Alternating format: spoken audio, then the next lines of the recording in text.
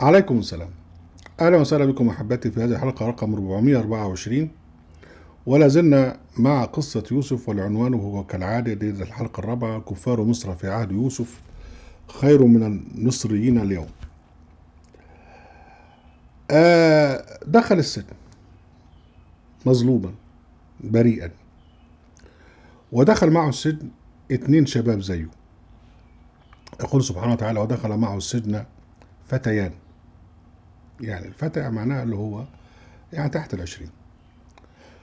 قال أحدهما، كل واحد منهم شاف منام، قال أحدهما: إني أراني أعصر خمرا، وقال الآخر: إني أراني أحمل فوق رأسي خبزا تأكل الطير منه، نبئنا بتأويله إنا نراك من المحسنين. يعني هما العيال صحيوا، العيالين صحيوا، الفتيين صحيوا، كل واحد منهم شاف حلم، وشافوا يوسف ما شاء الله تقوى وإيمان. فقالوا له، يعني واحد قال له: والله أنا شايف إن أنا بأعصر خمر، والتاني قال لك: ده أنا شايف إن أنا شايل فوق راسي عيش خبز والطير بتاكل منه، فنبئنا بتأويله إن نراك من المحسنين. التأويل في القرآن الكريم بمعنى التجسيد، يعني التفسير الذي يقع عمليا. فطبعا الحلم الذي رآه هذا وذاك ما لبث أن تحقق عمليا وفعليا. وعشان كده لما يوسف حين رأى يعني الكواكب والقمر ومش عارف ايه يسجدون له، وأبوه قال له: يعني تقصر لك على إخواتك. بعد كده تحقق هذا في نهاية القصة، ويوسف قال لأبوه: يعني هذا تأويل رؤيا من قبل، قد جعلها ربي حقا. فالتأويل يعني معناها أن يتحقق الشيء، يتحقق. عشان كده كل ما يذكر القرآن الكريم عن أحوال الآخرة سيأتي تأويله، أي سيكون واقعا مجسدا يوم القيامة من البعث والحشر إلى آخره. نبئنا بتأويله إن نراك من المحسنين، شايفينك أنت راجل من المحسنين المحترمين. فهو قال لهم: قال لا يأتيكما طعام ترزقانه إلا نبأتكما بتأويله قبل أن يأتيكما.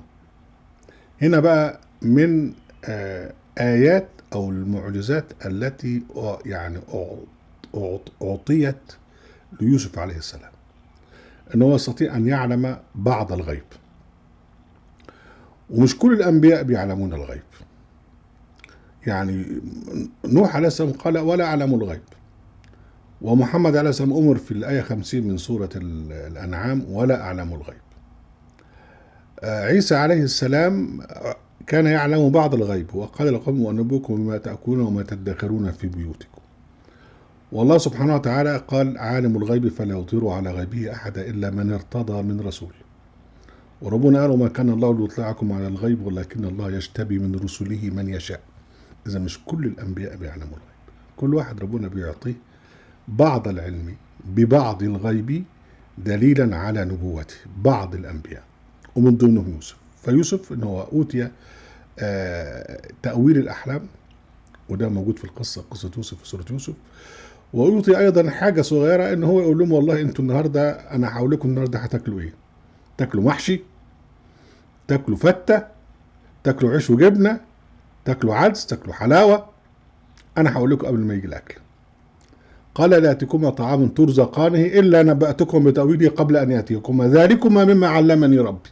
ده اللي ربنا علمه، ده اللي هو الآية اللي أنا أعطيتها من الله جل وعلا. وبعدين دخل على طول معاهم في الدعوة إلى لا إله إلا الله. يعني مش راح مرة واحدة قال لهم: أنت هيحصل لك كذا، المنام بتاعك هيحصل لك كذا، والمنام بتاعك هيحصل لك كذا. لا، ابتدى يدعوهما إلى لا إله إلا الله. هم طبعا كلهم مؤمنين بالله، لكن يؤمنون بآلهة أخرى. فهو بقى أول ما ابتدى الدعوة بتاعته ابتدى مع الشابين دول: ذلكم ما علمني ربي إن تركتم ملة قوم لا يؤمنون بالله وهم بالآخرة هم كافرون، لا يؤمنون بالله وحده وهم بالآخرة كافرون، لا يؤمنون باليوم الآخر. واتبعت ملة آبائي إبراهيم وإسحاق ويعقوب.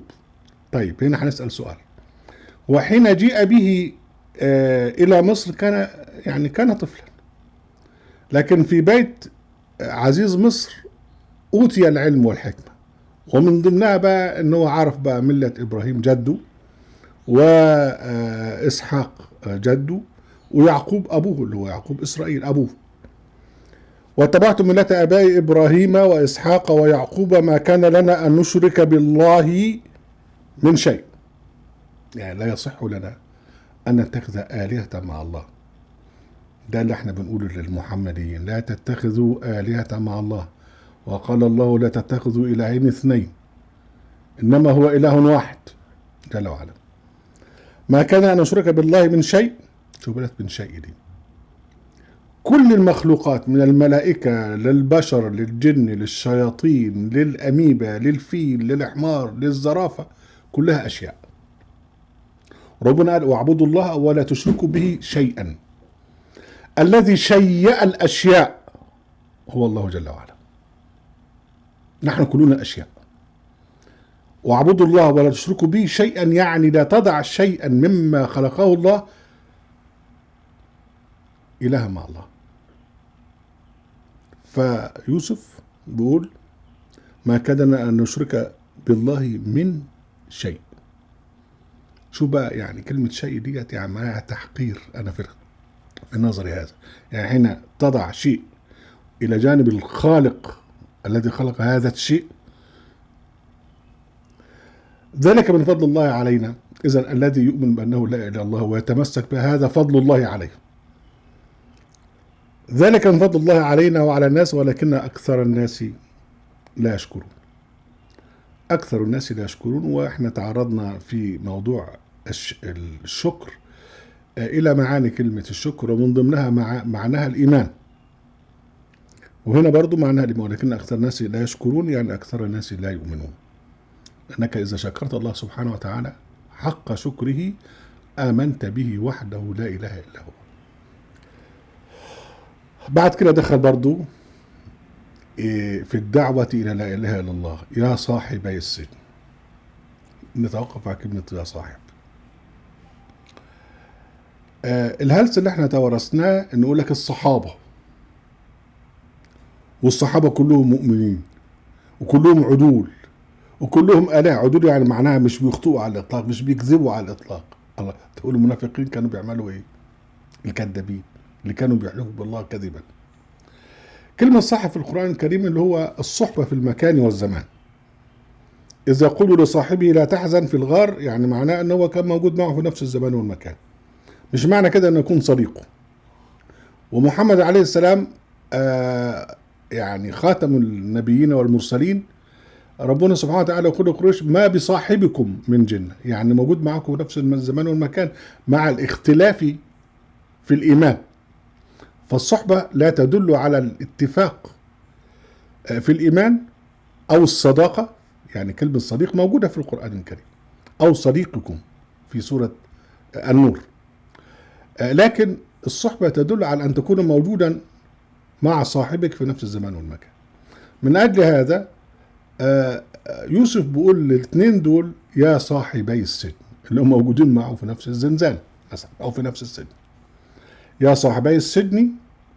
وطبعا مختلفين، هو نبي ودول بيعبدوا آلهة مع الله.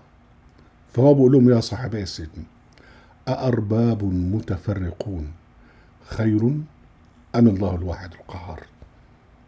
يعني أنتوا بتعبدوا رع، وبتعبدوا أمون، وبتعبدوا أوزيريس، وبتعبدوا إيزيس، وبتعبدوا ست، وبتعبدوا حورس، وبتعبدوا كذا وبتعبدوا كذا.